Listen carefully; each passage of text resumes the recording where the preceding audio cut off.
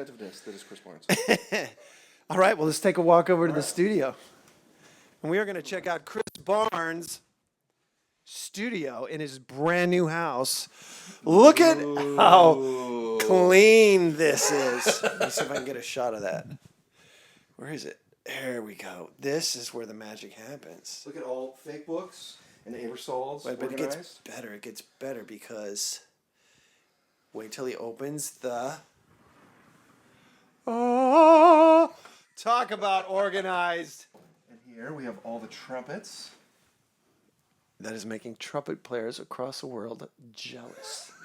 And look at that. I mean, look at mutes. CDs, alphabetized, Wow. organized. All music is... What? Wow. One more time with the hand gesture. Oh, man, look at that. That is gorgeous. so you ready? So this... Is that mouthpiece case, is it a mouthpiece case? You ever seen Pulp Fiction when, like, the gold comes up? Like, when they open the case and then, like, you don't know what's in there and it's, like, gold? Oh! Wow. They're all for sale. No, that's what I'm using this week. Yeah. You know what people would say if you showed up to a gig? And like every 8 bars you changed mouthpieces. Look at that. Oh, that's a nice pick. What is that, a Shilky? That's a Shilky P54 gold plated. Wow, that cost you Turbocharged. that cost you a few bucks. It's more than my car. Okay. Is this slimming? Whatever. Does it look okay? Makeup. Makeup. I know, 2 bald heads, man. It's just going to be killing.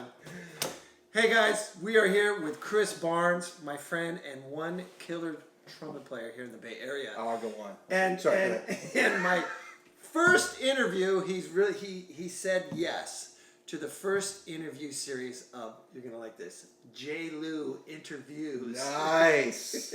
Nice. So, first question we have for Chris. What got you into the trumpet? And, well, let's start there. It's kind of a standard first question. Why the trumpet and not the flute? So you gave away the punchline. So, my mom took me do I look towards the camera or look towards you? The camera? Towards you. You could do both. So I got into the trumpet by, my mom took me to the music store and said, you're playing an instrument. Okay. And then... You're playing an instrument. You're playing an instrument. Yeah. I was like, okay. So I said, we're picking instruments, and I was like, how about the drums? She's like, no. You're going to play an instrument except for the drums. That's right. And I said, how about the tenor sax? And she's like, that's too expensive. And I said, how about the flute? And she's like, only the girls play flute. You're not playing the flute. Seriously? Seriously. Okay, cool. So you gave away the punchline. So then she said, how about the trumpet? I was like, I'm kicking my feet. All right. You've been kicking your feet ever since. Could have been sitting in front with the cute girls, with the little flute, just like my gig bag. I could have put in a backpack. Like, last one to the gig. no first mouthpieces, like no like chop problems, like no pulling my back, like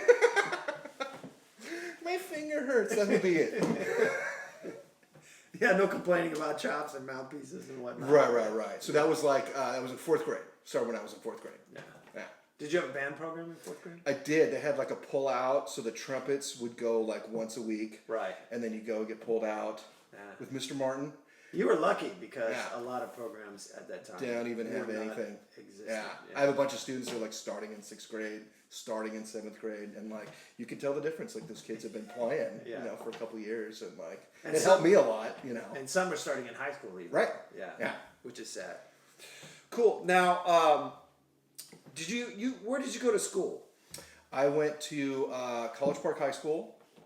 You want to go past that, college? Yeah. Where'd you go to college? I went to College Park High School. I went to Los Medanos Community College.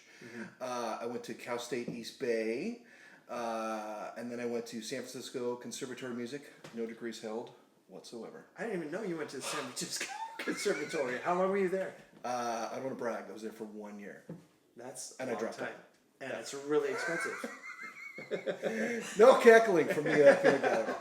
Who'd you study with? I studied with, I had a bunch of teachers. Like in high school, I had Walt Beveridge, who is still around, who I just got in contact with, which was like so cool. Like I remember taking lessons when I was in middle school. And like Beveridge. I yeah, remember Walt. yeah. So and then I took with a bunch of different drum corps players off and on.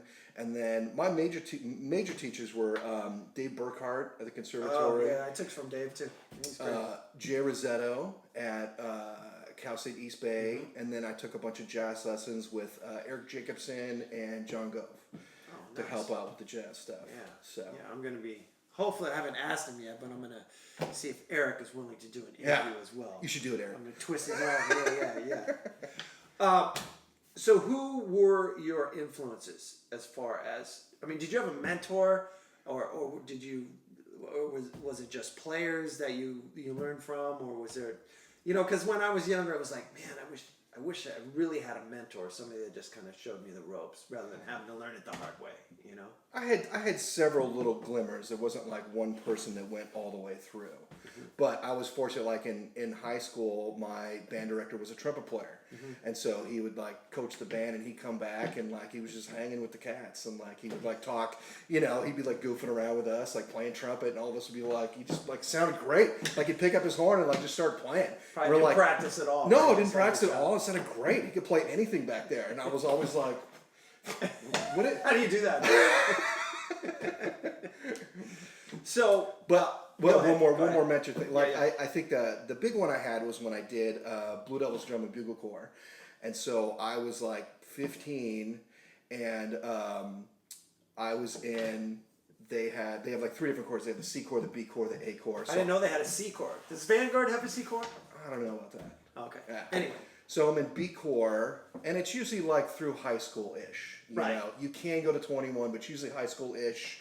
And then you're like 18, 19, 20, 21, you're playing in the A corps. Right. So I was 15, and right before they were about to go on their big tour for A corps, somebody bailed. And they were like, we need somebody to go, let's pull out of the B corps. And so, like, I remember You were like the top. I was at rehearsal, just like a normal day with the B corps, and then the instructor's like, here, come with me, and like, here, march down the field, here, let me play you something great. You want to go on tour with the A corps? What? At 15? At 15. And everybody else is really like 18 and older, right? So I did like 3 shows where I marched in the B corps, and went to the parking lot, changed into my A corps uniform, and then marched with the A corps in the same night. But wasn't it a different show? Yeah, but they had like the B corps, like the B corps would play, and then the A corps would play, and it was a different show. So I did the B corps, changed my uniform, went and played with the A corps. How did you know the show? They taught me like in a week. They were like taught me it. Oh, I thought it was the same day. It was like you did the B corps show and that night. I did. So they taught me the A corps show. Oh, you did both. Gotcha. Yeah, Okay. Yeah. But in there, like I was 15 and I was hanging out with like college kids. I mean, there was like guys that were like first in All-State in Iowa and first in this, right? Playing in their top lab band. And like there was like 10 guys with double C's, and I was like 15. I was like, what is that note? And how do you do that? So that was like 5 years, and that was like a really great like being like the small young little runt. Right. And like getting to hang out with these like seasoned players was great. So I mean, I know a lot of guys that are in the corps, and they're always like, man, it was the best thing for my chops. Yeah. I mean, did it? Because I know you had the horn on your face all day. Yeah, they would do 10 to 10s. They would do like 10 a.m. till 10 at night. And I know it wasn't constant. I mean, you were doing marching and but you were and drills playing. and stuff. You were playing a lot. Yeah. Right. So what, did that help, or was there any certain advice that they gave you in the corps, or something about air or chops or something that really kind of made things click? The one that got me, I was like deathly nervous, and like I would like before that, I would be like literally like shaking, be like like so nervous all the time. But then you start At rehearsal, you mean? anything. Like You were the young I guy, was, yeah. but not even but before I got that, I was always nervous, like going to performances and like always kind of, and then it's like you do something 6,000 times, and it's like, no, you could wake me at 3 a.m. and I will come and play it for you, perfect, and march it. Yes, and beat 33. I go to because you like that's what I got the most out of it. It was like not getting past like being nervous to being comfortable to being confident to being performing on the edge to like how far can you push it. of like how much can you bring into the music. And so it was really good. You know, it's like a 9-minute show that you're rehearsing for 8 months. I mean, that's a lot of times you're doing it. That's a lot of time. So for me, that's what I got the most. I mean, yeah, the playing stuff and all that, but I think that was a big turning point in my playing, was like getting over that, and then like that really helped my confidence. So it's like being consistent and then being confident and having them going. Like you miss a note, they'd make you do 20 push-ups and be like, I don't want to do push-ups. Yeah, that's kind of like a fight or flight kind of thing, right? Yeah. So now, I mean, you're not in school and you're teaching.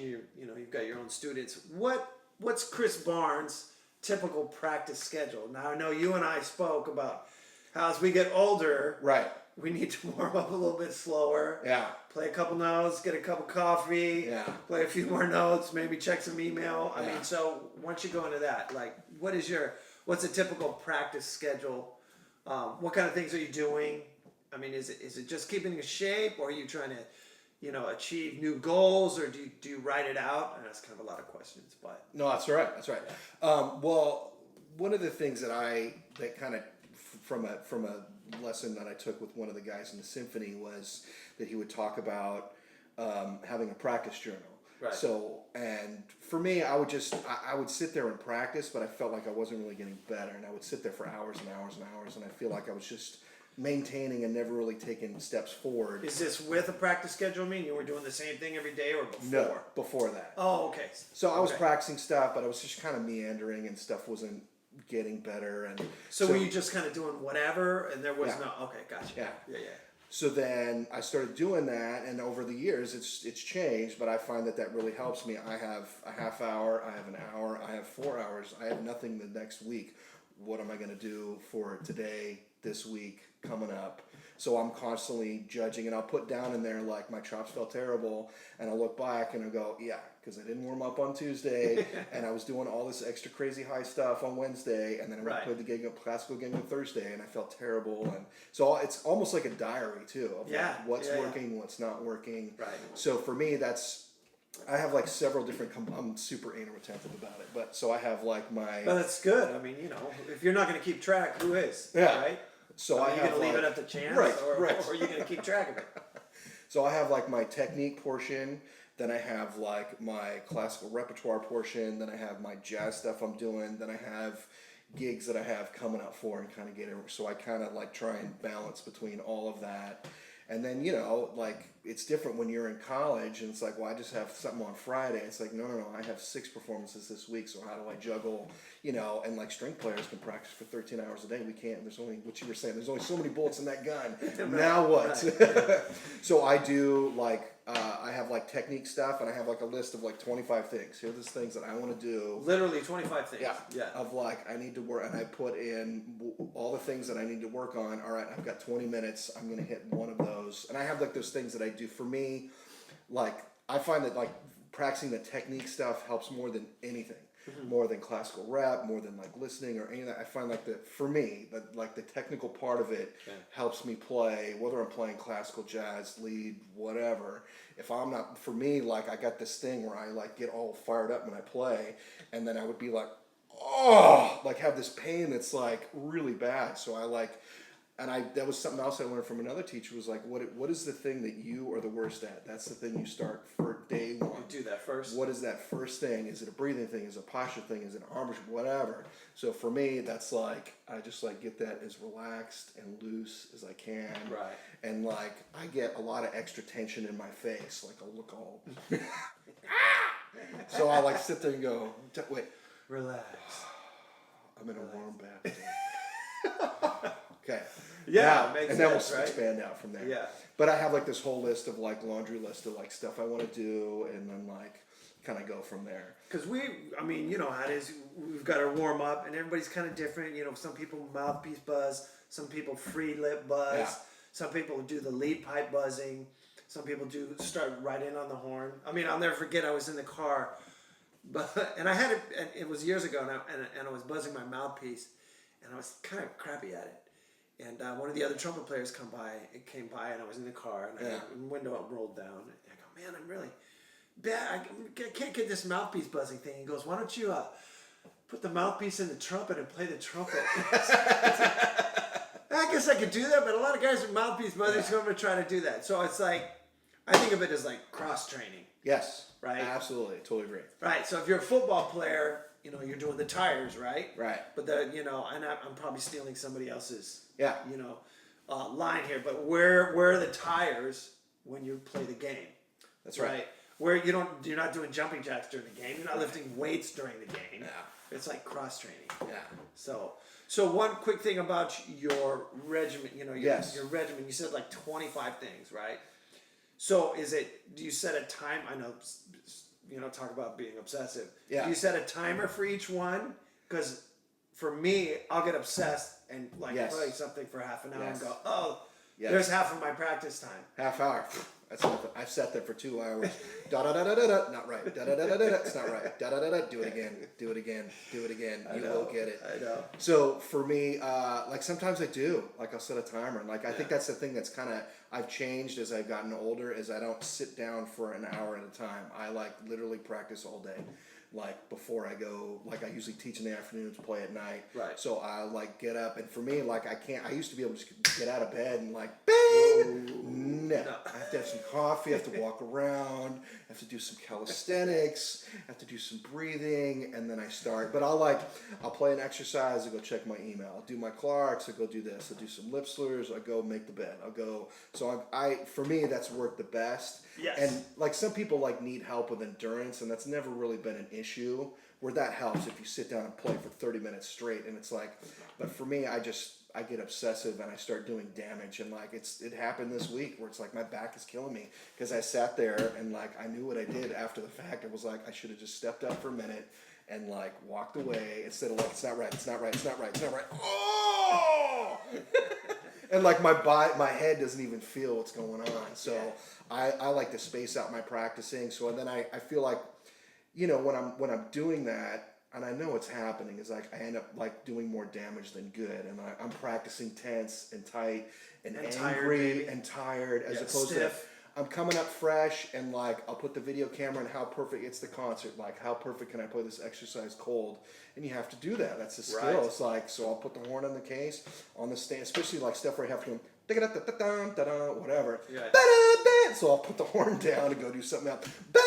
Come in cold, right? No, no safety notes. No safety. That's right. Right? Yeah. Just cold. Yeah. And then I find I'm coming at it from a different place where I'm physically relaxed, I'm mentally relaxed, and not or you want to throw the horn. Yeah. You play that little excerpt, 25 times, and maybe you played it right. pretty well 10 times. Right. You kind of spun your wheels for 15, you should have just done something else. Yeah. Yes. Do you feel that it's important? Because you know your body, you know your chops, you know your sound and everything. When things start to go stiff, even now, because I still want to practice and I got more stuff I see on the list. I've got this list that I made, right? And it's my list, right? I don't have to get through everything. I want to get through everything, but my chops start to get stiff, and you feel, well, I've only got 30 minutes of practice. I'm 15 minutes into my practice session. My lips are stiff. Yeah. Better to take a break. Yes. Right? Yeah. And maybe you don't come back because now you're doing more damage than good. Yes. Yeah. And I think it's good to do hard to do. It's easier said than done, but I'll do the mental practice of I need to know what the drums are doing coming, so I'll do some listening, what's the other stuff that's being productive, just not on my face. Right. Or maybe I just listening.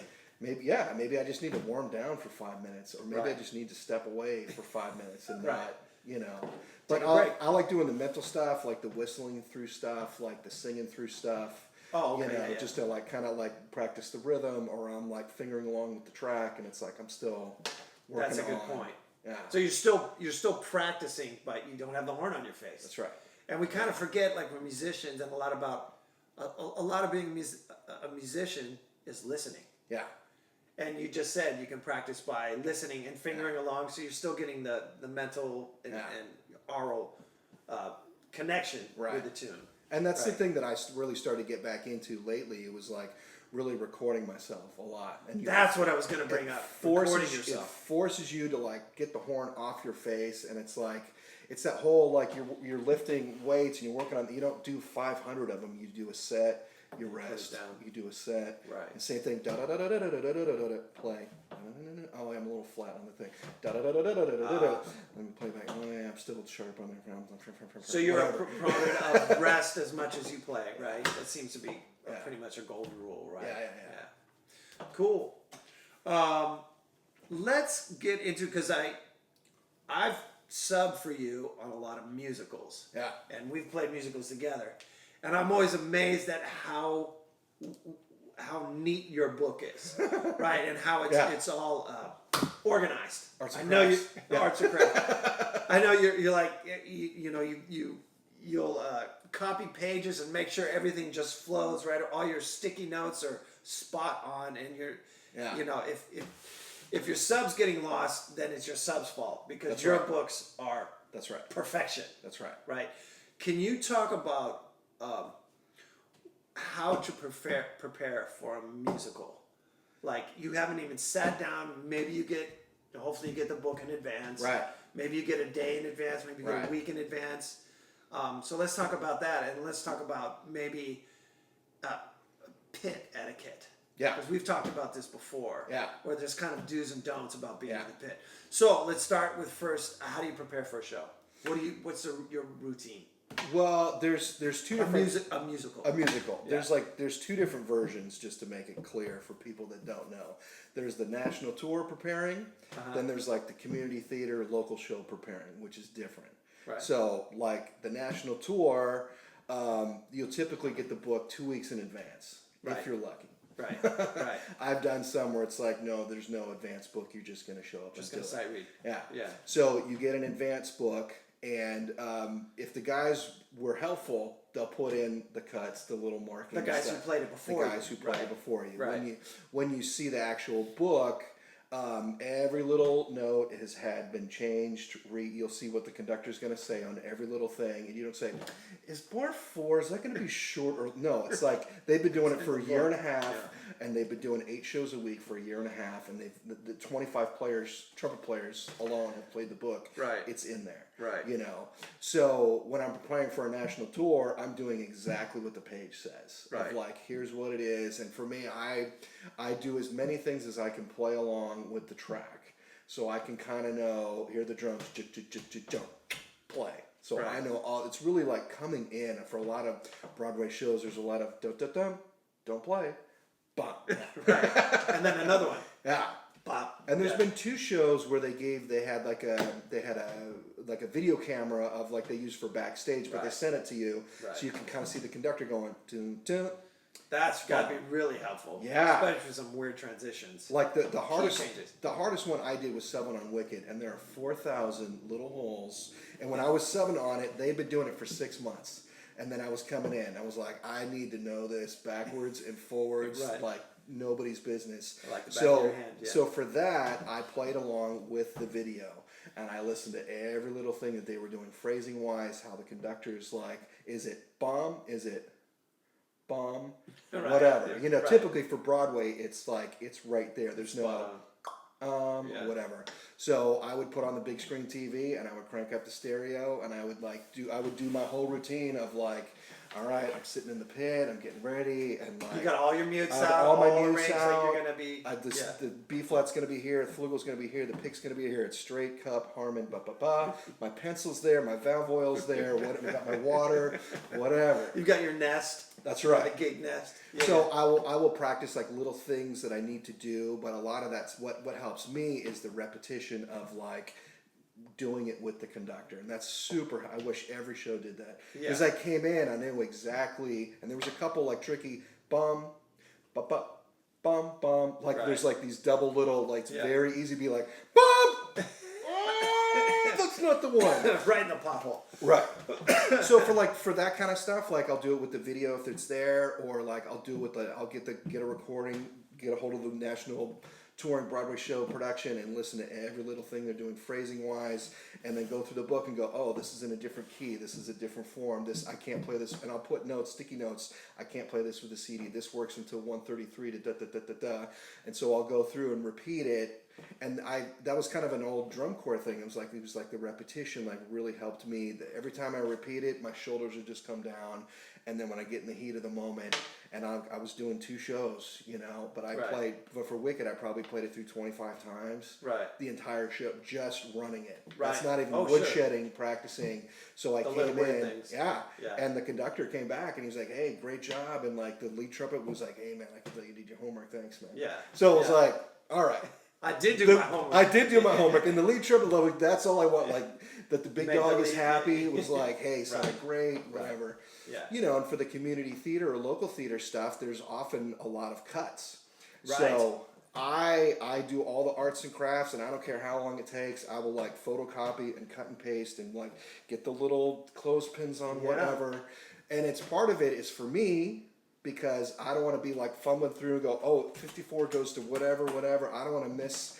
And like, that's 97% of what I miss. It's like, oh, I mean, that was right. Where's yeah, and especially it's like all that. It's like straight being carpet. You're doing this constant choreo. Where's the cut go to? I don't want to ever think that. You know? Right. So that for me, this just helps me prepare and it helps me relax and just so I'm not like fumbling.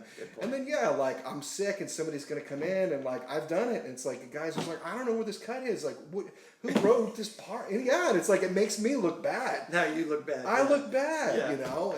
And then like guys know, like and it's like, well, Chris is gonna do his part. Like, well, the bread's not that great, but the part's gonna be good. Clean. It's gonna be clean. If I miss something, it's my fault. I can't even blame it on you. Right. Be like, everything's in the thing, and like super easy. And I'll do the same thing. I'll play along with the recordings, and I'll get multiple copies of the recordings, and like just that repetition,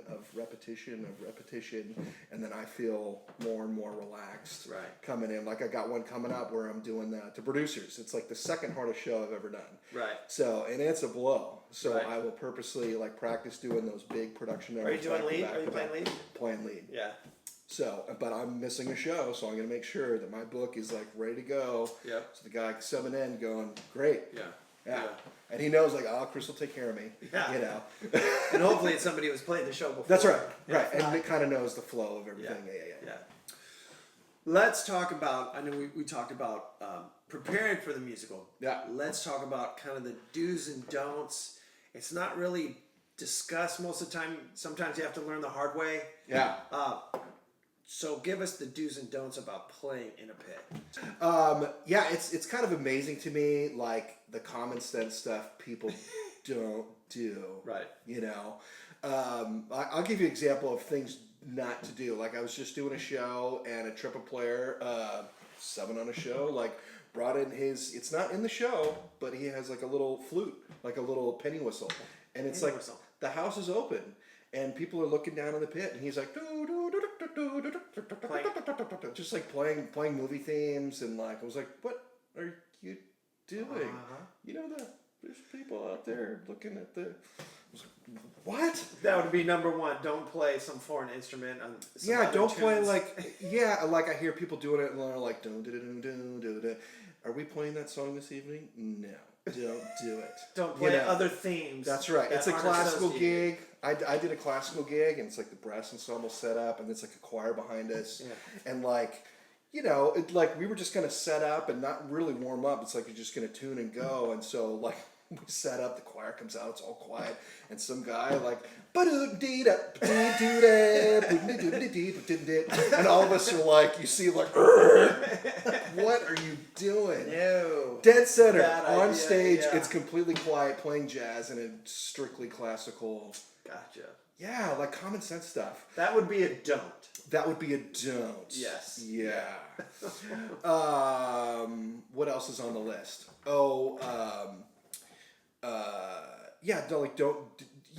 The best advice I can give some people is just be cool. Like I can't tell you how many guys that I've replaced and are like, oh, thank you for playing. The last trumpet player, man, was so obnoxious. We couldn't even stand this guy. Like, oh, you're so fun in the band room, and like I think that's what people don't realize. It's like that's half the gig. You're in a plane, you're in a van, you're backstage, you're in the pit. A lot of time There's hanging a lot out, of time yeah. hanging out, and you're stuck Yeah. with some knucklehead. It's like, yeah, I remember playing in a band, and like some guy subbed for me, and like the drummer, who one of those guys that never comes on, came up to me. He's like, "Don't you ever call that guy again." I was like, "Oh." He was like, he was Must have such done a jerk. something bad. Yeah, Yeah. like just being knucklehead, like that kind of stuff. Like don't showing up drunk, don't showing up doing other pharmaceutical enhancements. You know, like that's not good. Like I've played with a guy and he like had a pop on each finger. I was like, really? A pop? A A pop? Oh, a pop. A beer. That would be in the pit? No, this is a big band gig. So Okay, just in a okay. pit, just in a Yeah, pit. Okay, right. So Still, I mean, still. gig advice is gig advice, right? Yeah. It seems to be different in a pit for some reason. There's just Yeah. like, or maybe it's the same on orchestral gigs. I don't know. Yeah. Big band gigs are a little looser. Yeah. But it's something about the pit, and it's just a close proximity, and you're playing the same thing every time, and even the warming up, Yeah. with each other, it's like. And now I don't even want to bother other people that are warming up, so I Right. warm up in a practice mute, Yeah. which is fine. I just need to get the chops buzzing, Yeah. or I'll just go somewhere else, Yeah. right? Just to That's- stay out of people's way. Right, and it's like, it's like some classical thing, but I have to play a double C. Well, it's like, I'm not going to warm up the double C in front of the string player right in the back of there. I'm going to go Peel their step face off. off. Right. There's that kind of stuff. That's all I can think of off the top of my head. Yeah. How do you approach teaching, and what would you say is the most important aspects of playing? Kind of like Marvin and I were having this discussion. It's like trumpet players have a different theory about everything. Like Yes. maybe where you should put your chops, or what Yes. your chops are doing, or buzzing, or Yeah. how you should tongue. Anchor Yeah. tonguing, or does your tongue does it go up when you play highs? Right. And the list goes on. Yeah. But there seems to be one common truth: Okay. air. Yes. We will never fight That's right. about air You support. use air when you Use yeah, believe it or not. Yeah. So I don't know. What? Well, for me, when I teach lessons, I kind of teach what has helped me and the things that I wish a teacher would have told me along the way. Yeah. So I teach what works for me as a player. Like I find that if I have like structure that helps my I don't care if you're a jazz guy. Like if you're not just like working on your posture and like you're playing like that, it's gonna catch up to you. So I'm very structured in my practice and then my approach to music, but I find that lets me be free with it. Like having that structure lets me. So I'm with every single student, and like they know the routine. We're starting with scales, and like we're starting with technique. And if I see anybody doing sit up, and I said I tell them, I said, this is how I practice, and I said the first 5 minutes are the most important part of your day. That's good. Are you not licking your lips? We're doing it again. Lick your lips. Okay. Right. Let's do it again. Consistency. Yeah. Don't breathe through your nose. That's bad. Right. So I make sure like for every lesson we always start with scales or warm up, and I don't care if this is their first day playing the trumpet or they've been playing for whatever. I just had an adult who was in his 50s and he came in. Yeah, no. Let's start Right. over. Don't Right. breathe through your nose. Right. And I find that really helps me. Fixing that physical stuff really helps my playing, and it helps my endurance, my tone, my range, and all that kind of stuff. And it's like, kids always ask me, how do I play high? And it's like, we'll get to that. You're having trouble on the low C. You're this, and you're like, I want to work on my range. I'm like, we need to work on a low C, because you're like working way too hard for a low C. So I always start with technique, and I start with scales, and I have a list of like, we're going to learn the majors, then do circle of fifths. We're going to do them all memorized, and I find that's really helped me a lot, like having like that little warm up of getting my fingers, my head, all that kind of stuff. And then I go through. They'll either have a classical etudes, exercises, or solo, and we'll kind of flip flop. So we'll do we'll have like this week we're working on lip slurs, next week we're going to do this solo. And I'll kind of tell them, like, here's kind of the plan, so you can kind of look ahead. These are the next 4 exercises we're going to do past this week. This is the solo we're going to do, and then I'll have we're going to do jazz etudes, we're going to do jazz solos, we're going to play some tunes, and then we're going to sight read. So that's every lesson is exactly the same. Right. And then kids come in and say, hey, I need to sing, and then we'll kind of change it up. But I find they kind of know it, and they expect it, and they get thrown off too, and they're like, what do you mean we're not doing the jazz etude? Like, that's not. Well, we did it last week, right? Yeah. We only have a half an hour, right? So you can only get so much covered. And and like I have 40 students, and I've been teaching for over 25 years, and I find I've seen the most success.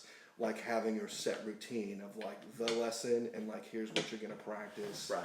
And then like within that, I have a whole curriculum of like here's 150 classical solos we're gonna go through in order. Here's 150 jazz tunes we're gonna learn in this order. Right. Here's like these, whatever. Like I've got lists, and I change it and I modify it. Of like, I just had 10 kids do the same exercise. Maybe it's me. So I'll tweak it and like, all right, let's do these set. And I'll go, oh, there was 20 kids that every single one of them got it. They all got better. So I'm kind of structured in how I do the lessons, how I prepare for it, and I find that helps me too. Like I always start, I just like pick up and play my double C's. Like, no. I need to like warm up, get it working.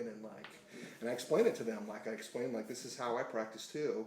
And like, so it works. And you got your list. I mean, you write it down, Yeah. and then they know what to do every day. That's right. Right, and then you slowly start to change it depending on their needs. And I do I tell them the same thing. I say, hey, I'm practicing the show, and like I know we're doing book 1, and we're doing hot cross buns, but we're gonna do it with the play along. So listen to the count of click, click, click, click. Hot, right, do it again. And I say, I'm doing the same thing, practicing for the show, and I play along with the recording, and then when I go to play the concert, I've done it 25 times with the recording. Right. I'm ready. Right. It doesn't matter if like I tripped and dropped my trumpet, my valve's not working, whatever. I got to fight with it's gonna happen. Same thing. You'll know this piece 15 years from now because we've done it.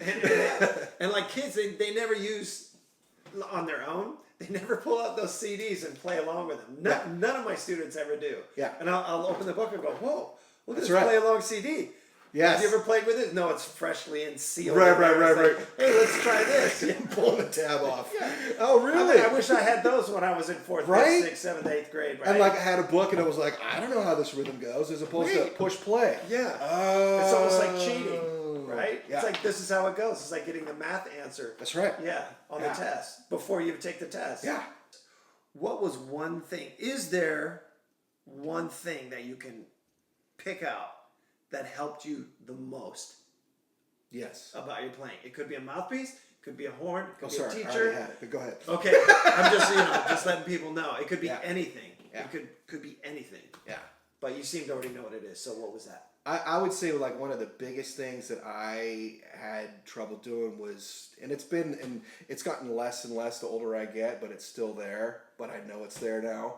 And it happened in high school where I was using so much pressure and like the shoulders up, the whole like leaning back and and I would get like crazy cuts on my lip and like would they cuts bleed underneath. like cutting like bleed? Yeah. Oh, yeah. I didn't know that. And I had a buddy, he was even worse, and he had 2 scabs where the mouthpiece went. Every day before band, he'd peel off the scab, and he'd let out the spit, and the blood came out. Ouch. So I had a private teacher. When was this? It was high school. High school, okay. Probably freshman, sophomore. Now, were you playing a lot of lead? Were you asked to play lead? So and you I didn't really get it done. I couldn't even. Get it done. It wasn't even because I could play high, but because I could read, and I had a bunch of teachers that made me sight read every lesson. Okay. And so I could read, and so I got put in the high chair. Yes. The high chair. Yeah. And literally like had the on the job training of like, all right, well I got to learn how do I play this note and whatever. But so I was playing with like way too much tension, and I pulled so hard I ripped the third valve ring off. Oh, that was you. 3 times. And I had to get resoldered. And every time the guy would be like, what are you doing? I'm like, well, yeah, I'm just playing a double G. This is how you do it, right? Pop! I got the note. Yeah. So then I had a teacher like working on pedal tones, and like at that time I could barely play. I could barely get like a low F sharp to come out. Be like da da da da da da, and below that would be like there's nothing coming out. You think it was because you were just jamming the horn? So it was just sheer. And as soon as I started going, oh. And like learning how to play low actually increased everything. So I'm sorry, go ahead. It increased my range, increased my pitch, got much better. I wasn't playing sharp, like a half step sharp, and having to pull out my slide like 4 inches. Like, as you go higher. It's off all the way. Let me get it just back on there. Okay, we're in tune now. But I can muscle it in, Right. So my range went up, my accuracy went up, all that kind of stuff went up. And then when I started to like be able to like play like a nice little pedal C, and that's kind of what we were working on, was like, how do you get if you can't play that low pedal C, you're not going to be able to play that double C. Like, tell me more about that now. Who taught you this? I don't remember his specific name. There was a couple guys I just took a few lessons with. So how do you relate? Because you hear this a lot, and it confuses a lot of people. It's like the secret to playing high is in the low notes. Yes. And then you think, well, is it an embouchure thing? Is it an air thing? Is it a relaxation thing? Is it all the above? I think for different people it's different, but I think like a big common thing is like you have to have the air's got to be working, doing the right thing. Right. And like if you're pushing too hard, you might be able to do it, but you're not gonna be able to do it all night. Right. You might be able to squeeze out that note once, but right. in general, I mean, that was the thing. Was and like that's what's happening is you're just squeezing down right there, and like if you got cuts right here, that's not good. You got cuts there, that's not good. Yeah. If you can't play a low F sharp, that's something's not. Right. And for some people, they've got a weird, wacky embouchure. They're setting up dry, or like for me, it was just way too much tension. And so just relaxing that and be able to like I think it's it's the same, what I tell everybody, it's the same concept as you go play high. Do you want to do this when you play? No. Well, you can do pedal tones for an hour. Right. You can do it for 2 hours, and it's the same concept. If you can't get that pedal C, it's exactly the same. Because if I can't play it, something's not right. I'm not warmed up. I'm not set up right. Something's not physically working. I'm not warm. Whatever. So if I can get that, until I can get that pedal C, I don't do a range exercise because I'm like, okay, everything's working now. And that's what I found out. It was like if I could play that with a really good sound and not just go honk, but like. With your chops like blown out of position. Yeah. Same thing. Like you don't want to muscle it when you're playing high. Like you gotta like relax down into it. And like. So would you say that can you play from, not that this is the end all be all, but can you play from a pedal C into your normal range and then up? To a point. To a point. I've been working on it. Of like. I mean, not that that's the holy grail or anything, but I'm just. Yeah. So it is the relaxation. So you learn how to relax. And get like the pressure off. And then is the pressure kind of, because you have to press a little bit, keep horn on your face, blah blah blah. But is your lip chop position more or less the same as you go upstairs? It changes. I know it's kind of hard to quantify, but it changes, and that's one thing that like I'd kind of done some research on my own of like going below a pedal C, and I find when I go below pedal C, I got to do all this weird. Stuff. It's like I can do it, but I'm really just going. At that point, it's well, but I feel like if I can go down to a pedal C, I'm kind of with the same embouchure. It's similar, more or less. Yeah. More or less. Okay, that's a good way to say it. Okay. And then I could go up to like probably a high C. I don't know if I can go past that. I kind of like hit because it's like it's different. Right. As you get up there. But so that was probably one of the biggest breakthroughs. Was like learning how to play low efficiently really helped. And relaxed. And not press the horn in your face and kill yourself. And that was like something that, like in drum corps, it's like if you're cranking and you're like jazz running across the field, it'd be like you gotta learn to like, you're playing 8 hours a day, like you gotta back off or you're not gonna make it. Okay, so let's go to the classic last question, which is, if you had one piece of advice for youngsters, it would be. I would probably say the best piece of advice was go get lessons from the best teacher you can. And I think the things that I've learned, I would say like 95% of the things that I've learned about the trumpet, about the music business, about everything was from a private teacher. Right. And it's like, I think a lot of people, they like search on the internet and it's like, but he said to put your mouthpiece here, right? That's right. Yeah, there's a lot of knuckleheads out there. And there's like, and I see this too, where it's like, people call me for the lessons and they're like, oh, you're 9 miles away. Yeah, we need somebody closer. And I'm like, there's 2 guys closer, but you shouldn't go see them. You know, Right. like, Yeah. so I think my best advice is to ask people in your section who you're taking lessons with. What are you working on? Do you like Right. the teacher? Have you, you know, is it helping? That's You good. know, ask the parents, like, who are you taking lessons with? Oh, they're taking with Jeff. They love Jeff. Right. Like, you know, Right. and I've gotten so much out of, from all kinds of teachers. Like, even like there was one teacher who could like, man, he sounded so great. And then I would ask him how he's doing. He's like, I don't know, I just did it, you know. But he could play, and if I Right. got him to play in the lesson, I'd be like, oh, I Now want we to both sound like that. Yeah. And I had another one who was like, it was like, oh, you need to do this book, and this is a great A2 book. And he had all this stuff. And every time he'd pick up his horn, it'd be like, yeah, I don't want to sound like that. Yeah.